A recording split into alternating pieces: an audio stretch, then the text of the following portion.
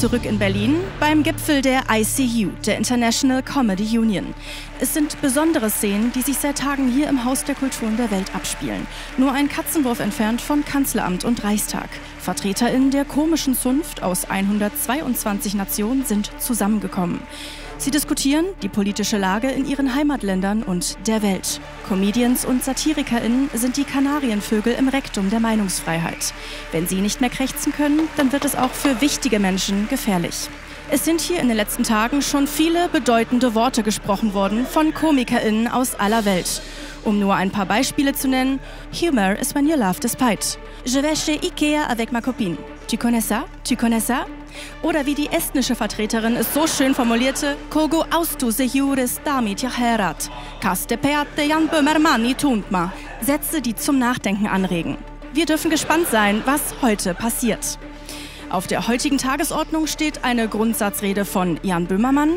Für die Niederlande wird Arjen Lubach heute ans Pult treten. Finnland vertritt der Comedian und Late-Night-Moderator Anders Helenius. Für Portugal zum International Comedy Congress abgesandt ist Philomena Cautela. Für die USA wird die Oscar-nominierte Komikerin Jenna Friedman sprechen. Ebenfalls auf der Tagesordnung steht heute der Beitrag aus Südafrika von Luis Sogola. Hier sind schon alle gespannt, was der Tag bringen wird. Ich gebe ab in die Reporterkabine.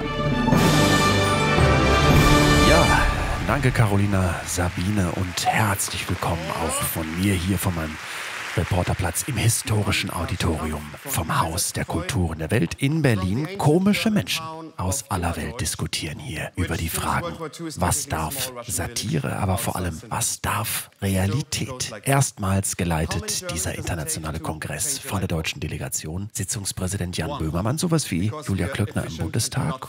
Und er ist mitten in seiner Grundsatzrede. Wir hören mal rein, was er zu sagen hat. Wir schalten rein in den Saal. Or as we say in Germany, die Kacke ist am Dampfen, which roughly translates to things are deeply steaming. When reality itself becomes the joke, what's left for us, the professionals, to make fun of? That's the main question we're about to discuss today. Our first speaker comes from the Netherlands. The Netherlands, more right-wing and shameless than Germany, but fortunately too small to be dangerous. Please welcome the host of Lubach, the proud, the honorable representative of the Netherlands, Mr. Arjen Lubach. Die erste internationale Rede des heutigen Tages vom Niederländer Arjen Lubach. Der moderiert in den Niederlanden eine Late-Night-Show namens Lubach. Wegen mangelnder redaktioneller Freiheit ist er vom Öffentlich-Rechtlichen zum Privatfernsehen gewechselt und er spricht über die anstehende Wahl in den Niederlanden. Wir hören mal rein. First of all, let me say, if there are any Americans in the room, maybe I should explain what my job is. I'm a host of a late-night TV comedy show where I make fun of the leader of my country, the Netherlands. And our leader, he can take a joke. He has no choice because his name is Dick. Exciting times in our country. I don't know if you've heard, but at the end of this month, there will be general elections. And I'm here to tell you about our next prime minister. And I know what you're thinking. Who the fuck cares who becomes the prime minister of the territory you Germans only drive through to see the sea? I know, but then I say to you, Mark Rutte. Our previous prime minister, right now, he's the Secretary General of NATO. Or, for the French people in the room, OTAN. You are pathetic. I have one message for the French, and there it is. Anyway, Mark Rutte is not only the most enthusiastic NATO boss ever, he also brings us the coolest one-liners, like these. There is no longer East or West. There is just NATO. Hope is not a strategy. There are no second chances when it comes to our security. We cannot dream away the danger. No, we cannot dream away the danger. Super epic, right? It sounds like one of those cool things they use in a hardstyle techno song right before the beat drops. Like this. There is no longer East or West. There is just NATO. We cannot dream away the danger. Good.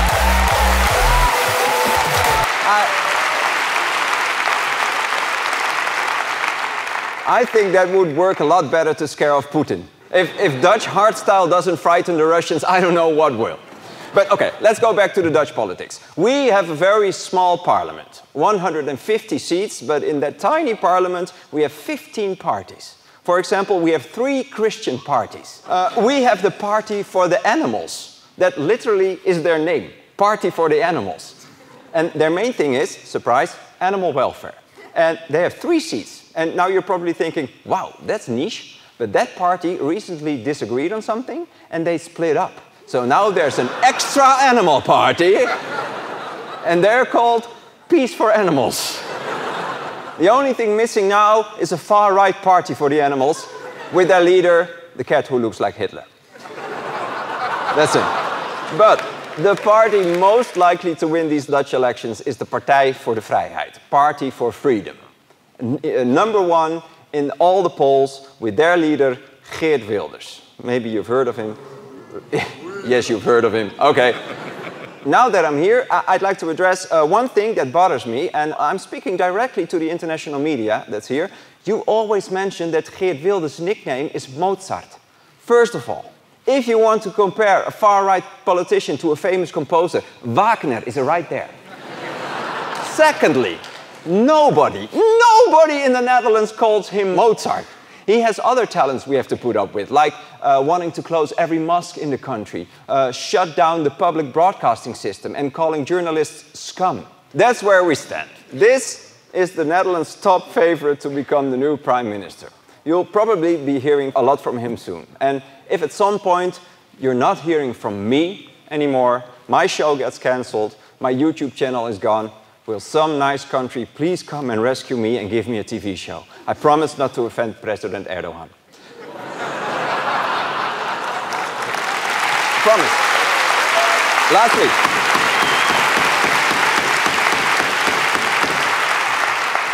Lastly, my fellow members of the International Comedy Union, I'd like to address all the comedians in the room. I'd like to leave you with the words of a wise man: hope is not a strategy. There are no second chances when it comes to security. We cannot dream away the danger. Thank you for your attention. Mit Hardstyle, Techno und sehr viel Applaus verlässt der Niederländer Arjen Lubach hier das Rednerpult im Auditorium. Eine beeindruckende Rede über niederländische Politik, Hitlerkatzen und NATO-Erfahrungen. Und als nächstes the Netherlands for your clear message. Our next speaker will be our distinguished colleague from Finnland. Auf der Tagesordnung der Comedian und Late-Night-Moderator Anders Helenius, der finnische Arjen Lubach. Und die politische Lage für Komiker in Finnland ist besonders spannend. Finnland liegt neben Russland seit kurzem in der NATO. Und was das für Finnland bedeutet, das wird uns jetzt hoffentlich Anders Helenius erklären können. Wir hören mal rein. Dear fellow comedians, greetings from Finland, a country that for 8 years in a row has been selected the happiest country in the world. Happiest country in the world. Also, for 8 years in a row, I've been wondering, how the hell can that be? I think Finnish happiness it's a bit like gravity, dark matter, or a German sense of humor. No one has ever seen it, you just have to believe that it exists. But it is truly amazing that Finns are the happiest in the world for 8 years in a row, considering the kind of pressure it creates if you have to wake up every day and be fucking happy. Not just that, we have to be the happiest people in the world while living in the shittiest weather in the world. And I know you Germans like to visit Finnish nature, and I'm sure visiting can generate happiness, but you do realize we don't just visit our nature. We live in it. We live in the 3 degrees with slush in your face and mosquitoes biting your ass. You know, some might say that living in a nice neighborhood makes you happy. Well, that can't be the case for Finland. As you probably know, we have a neighbor that makes us really, really nervous and uncomfortable. You know who I'm talking about, right? Sweden. Our big brother from a far superior mother. But yes, of course, to the east, Putin's Russia. But recently we joined NATO, and I think that might have made us more happy. It feels good to be in an alliance and not be alone. Come to think of it, last time we were in an alliance, it was with Germany, with you guys. Well, this was the second half of World War II, so it was a completely different you guys. Please don't go back to that version. That's not a good Alternative für Deutschland. Pun intended. Okay. Bitte nicht. Okay, so far we've established that Finland has the world's shittiest neighbors and the world's shittiest weather. So it would seem impossible that Finland is declared the happiest country in the world year after year. Unless for the past few years, they didn't study our population, but only studied our president, Alexander Stubb. I mean, look at him.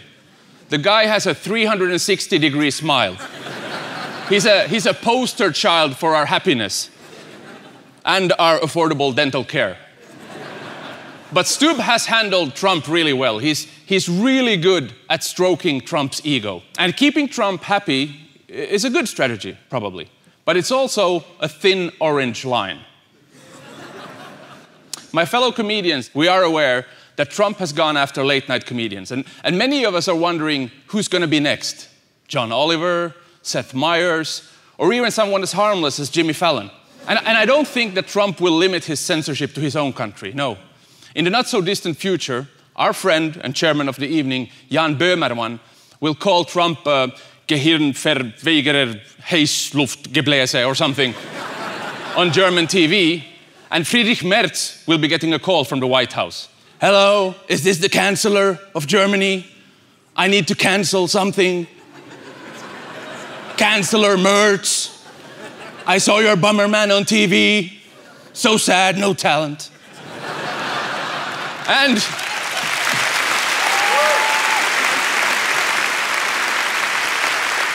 for Jan's sake, you better hope that Merz stands firm and doesn't choose to let Trump October fist your freedom of speech as well.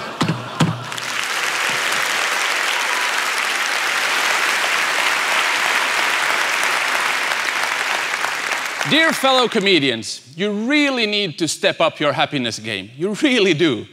For two reasons. Number one, how miserable do you have to be beaten by Finland in happiness?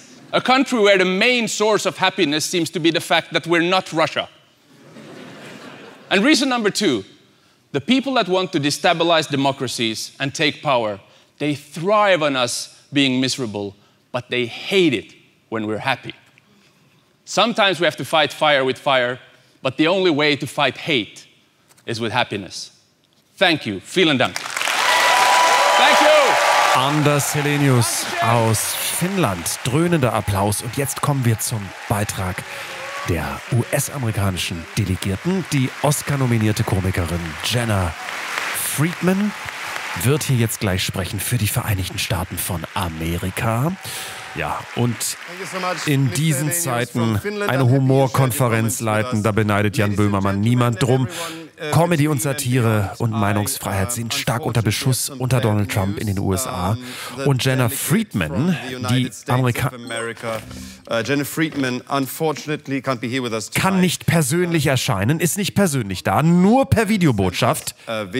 Das gab's noch nie. Das gab's so noch nie. Esteemed comedian colleagues from around the world. And Jan. It is such an honor to be here in Berlin, representing the United States of America, currently underwritten by China and run by Russia, in such a critical time and at such a historic venue. Das Haus der Kulturen der Welt, or as you Berliners like to call it, the Big Vagina. To think that this is the same venue where Robert F. Kennedy Jr.'s uncle, I'm blanking on his name, once spoke. If only that Kennedy could see what great things his nephew is doing for our country now. For instance, in just the past few months since he's been the U.S. Secretary of Health and Human Services, RFK Jr. has single-handedly lowered America's carbon footprint by killing us all with his anti-vax policies. To those of you who believe in vaccines, don't worry. Kids across America are still getting shots. Fired at them in schools, movie theaters, supermarkets, concert venues, other large gatherings, mid-sized gatherings, small gatherings, and even alone at home when they accidentally stumble upon their dad's improperly stored firearm. While gun violence might be the leading cause of death among America's youth, Heart disease, obesity, cancer, and other diseases made even more deadly due to lack of access to health care are doing their part too. Who needs the Paris Climate Agreement, which is the only thing that Donald Trump has ever willingly pulled out of, when we Americans are saving the planet by dying earlier than anyone else? That's right, Germany. The United States of America has one of the lowest life expectancies in the developed world. You're welcome. Not only are we Americans tackling climate change head-on and eyes shut, under President Trump, our economy is booming. In just the past few months, our government has lowered unemployment by creating 10,000 new jobs for ICE deportation officers. Now, previously unemployable racist incels, dishonorably discharged military veterans, and middle-aged men across the country who couldn't pass background checks to become police officers will finally be able to provide for the families who have most likely left them. All of this to say, America is doing great. And it wouldn't be fair not to give credit to where credit is due. In all sincerity, I am sad that I couldn't make it to the live show. The prospect of performing for a crowd of 1,000 Germans while your country is moving increasingly to the right seemed thrilling, or at least it looked that way from footage I've seen on the History Channel.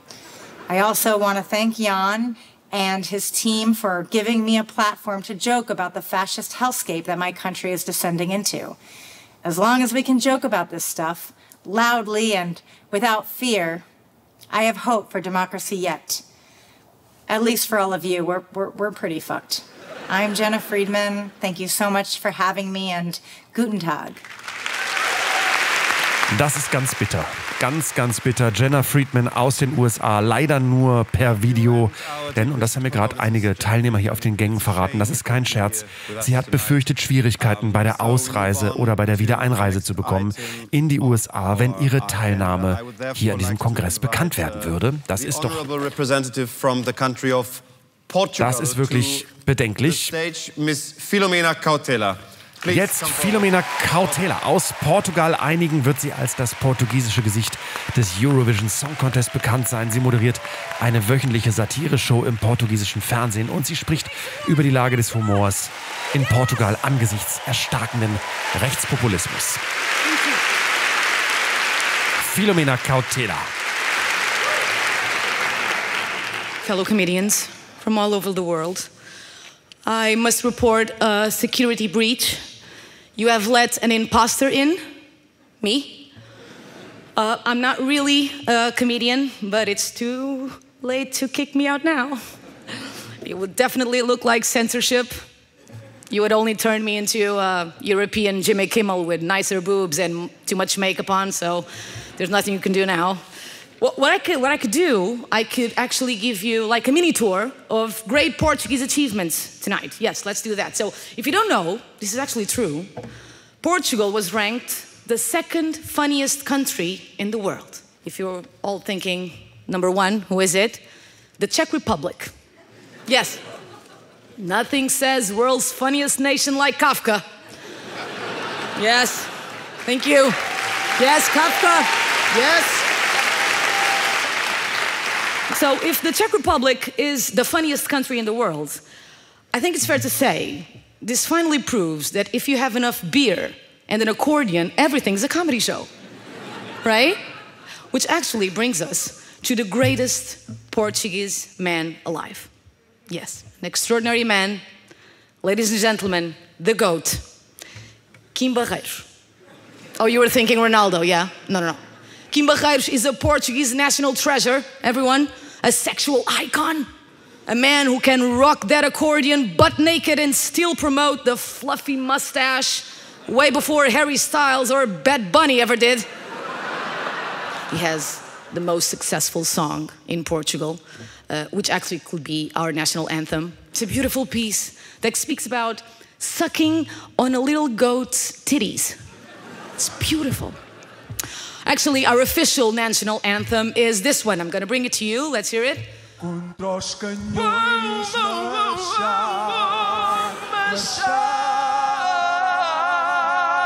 Yes. I bring you this video because this actually happened in our country. One of our greatest comedians in Portugal made a joke about this glorious performance. And she was sued, yeah, by these two singers for €1 million. This is true. It was the trial of the year in Portugal. It's crazy. She just won the case, actually. So yes! Yes! She did win the case, so this officially means that if singers screw up their performances, they still cannot forbid us from making fun of them, which is great because, let's face it, that would make Eurovision watching parties a lot less fun.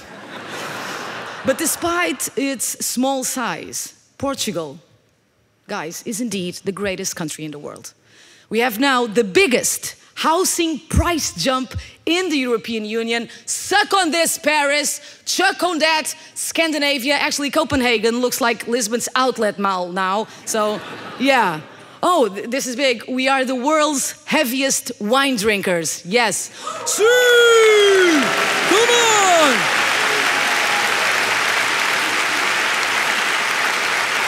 We do have the best pastry in the world. I don't know if you know this. The pastel de nata. We have fans. Okay, guys, so you're with me. The pastel de nata is now being sodomized by content creators. They are putting ketchup in this thing. Yes, I know. The world is insane, ladies and gentlemen. And like in many of our countries, we also have the rise of the far right. In Portugal, we will not give him this stage. So we shall represent the leader of the far-right party with this dog licking in his own balls. Our fluffy fascist made a viral video complaining about our president's visit to Berlin, to Berlin's Bürgerfest. Is it Bürgerfest? Bürgerfest. Bürgerfest. This is true, which means a citizen, yeah? Yeah. Okay, so this is true, not making this up. So the Citizens Festival. So the leader of the far-right party got crazy because it's totally unacceptable that the taxpayer money goes to expensive trips where the president visits a festival in Berlin to eat hamburgers. Yes, he thought that the word Bürger referred to a Big Mac. The extremists will not only cancel, but they will steal comedians' material. This is true. So, to wrap this up, some say comedy has become the stress test for free speech all over the world. But maybe, just maybe, comedians can still mock and expose politicians' tricks because once people see the trick, they won't clap so much for the magician anymore. And that was my first joke of this show because it's clearly not working, guys. They're coming for us all. So, let's unite. Let's just unite not to agree on everything, but maybe to laugh at something together. Thank you. Good night. Philomena Cautela, die portugiesische Jenna Friedman, hat hier der weltweiten KomikerInnenvereinigung vorgeführt, dass auch in Portugal Comedians für Witze verklagt werden. Das kennt er natürlich auch hier in der Mitte, Jan Böhmermann, der das, und das muss man auch mal sagen, wirklich toll macht hier, die Sitzungsleitung. Und auch das gehört dazu. Is drawing to a close. We have boozy brunch in half an hour, so das gehört auch dazu. We need to hurry, Auf Wiedersehen. A wonderful speaker here today. I'm very much looking forward Und to a jetzt high-profile guest. schaue ich mal hier in die Tagesordnung. Genau, Luiso Gola aus Südafrika. Der erste Delegierte, der nicht die komischen Interessen der Nordhalbkugel vertritt. Er kommt aus Südafrika. Ein bekannter Comedian ist er da. Und laut Tagesordnung hat er explizit nicht vorab verraten wollen, worum es in seiner Rede geht. Und das macht mich natürlich jetzt besonders neugierig. Luiso Gola. Hören wir mal rein. Thank you, honorable people of Germany and the House. Thank you for having me in your country. If there's anyone here who's anti-immigration, I am not here to stay. I'm leaving. Like, I'm literally leaving. I'm leaving tomorrow. Like, as soon as I'm done. Like, there's no flight after the show, but like, as soon as I'm done, I'm out of here. I have no interest in living in Germany. No interest.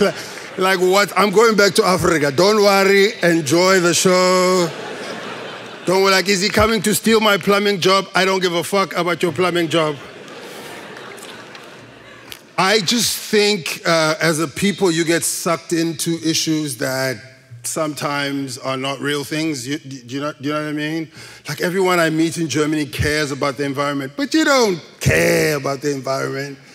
But you care about the environment. And how do you care for this environment?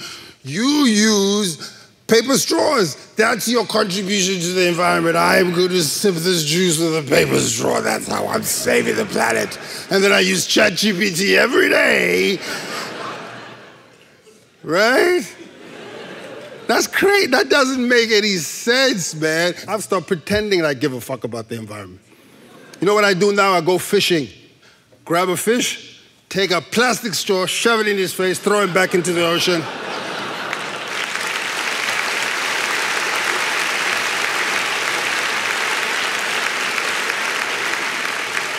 I'm sure the fish is confused, but I'm like, hey, fish man, I don't give a fuck anymore. You're on your own. Nobody cares. Why do you give a shit if you use paper straws? The petroleum companies are pumping millions of liters of petroleum into the ocean, and you think your paper straw is saving the planet? Shut the fuck up. I'm from South Africa. We have real problems. You guys, the train is 10 minutes late. Oh my God. The world's coming to my head. We have real problems where I'm from. We had a president who was facing 763 charges of corruption before he became the president. I know, see, the train being late is not some bad shit after all. You know how crazy it is to have 763 charges? You have to break the law every day for 2 years. That's mad. It's mad. Another reason I don't want to be here, you guys love your dogs too much. You all love your dogs. Where are the dog owners? Where are the dog lovers? And you look at you. Fucking dog is inside your house. What bullshit is that? Where I'm from, dogs are fucking outside making noise. People's dogs are licking them in the face. That shit is fucking disgusting. The dog is eating in the same plate. What the fuck is wrong with you? I don't want to... That's crazy. The world's rough, okay? And I think, like, yeah, wherever around the world, we all dealing with challenges. And I think that the older people need to sit down and let the younger people kind of take over and sort out these problems. You know what I mean? Like, I'm 42. I don't know what the fuck I'm talking about. I have two nephews. One's 8, one's 12, right? 8-year-old is so emotionally mature, it blows my mind. Like, I was watching anime with him. And I was telling him, hey, man, 8 o'clock, you gotta go to sleep. It's a school night. And he was like, no, Uncle, I need to watch one more episode, man. Let me watch one more episode. Can I watch one more episode? So I let him watch one more episode. I said, okay, 8:30, you gotta go to sleep. And then 8:30 came, so one more episode. I said, no, you gotta go to sleep. And then he started crying. I said, go to sleep. Stop crying and go to sleep. He goes, come on, you gotta let me cry, man. Because if you don't let me cry, I'm gonna bottle these emotions and I'm gonna project them on someone at school tomorrow, and that's not a healthy way to live, man. And I was like... And I was sitting there going, I've never reached that level of emotional maturity in my life, ever. Imagine, you know, if you let the kids talk it out, they'll make sense and start hugging each other at the UN meetings, you know? And I will conclude with this, and I'm just being transparent and honest. When I was told about this gig and my presentation, they told me it was the UN. And I prepared like the UN. And then I got here and then I realized it's not the UN. No, it's absolutely, it's not. It's like comedy. I was so disappointed. But then I thought about it during the day. I said, well, this comedy show is as useful as the UN. Fuck all happens from the UN. So...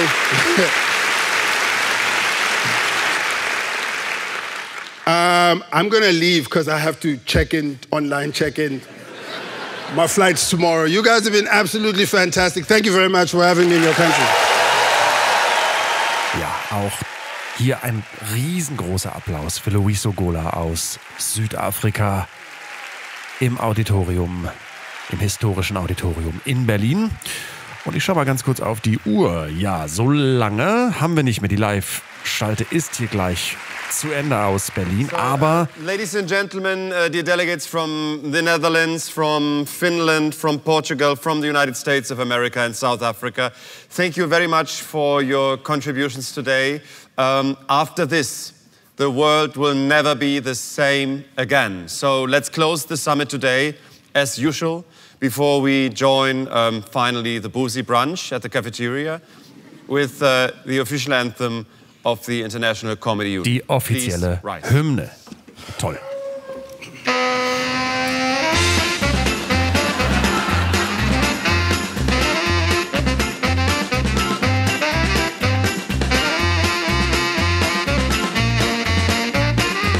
Absolute Gänsehaut. Und damit verabschiede ich mich hier von meinem Reporterplatz und gebe ab zu meiner Kollegin Carolina Sabine Phoenix in den Saal. Was ist das für ein Bullshit? Carolina Sabine, bitte.